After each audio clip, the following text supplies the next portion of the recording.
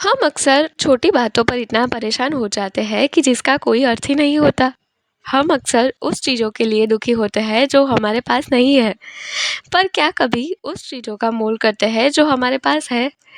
क्या कभी अच्छे जीवन के लिए ईश्वर का शुक्रिया अदा करते हैं हम? हमारे माँ-बाप ने हमें कभी वो प्रेशर आने ही नहीं दिया है, क्योंकि हमें सब कुछ अपने आप ही मिल गया है।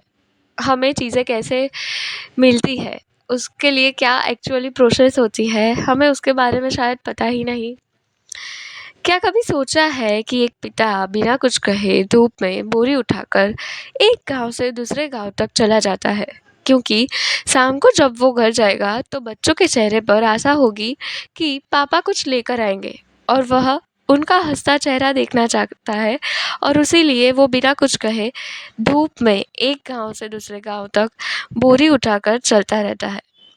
क्या कभी सोचा है कि अगर हम भीख माँगने बैठे और कोई फटी नोट देकर जाए तो कैसा लगता है?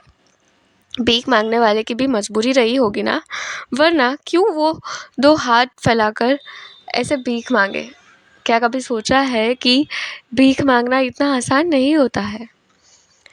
हमें अक्सर उन चीज़ों पर वक़्त बर्बाद करते हैं जो हमें नहीं मिली है। हम अक्सर इसलिए दुखी रहते हैं कि जो चीज़ हमारे पास है ही नहीं।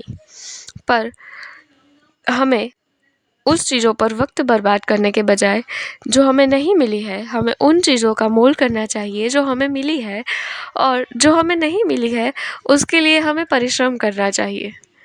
तो आज के लिए इतना ही। Until then, love life, love yourself and stay tuned for next.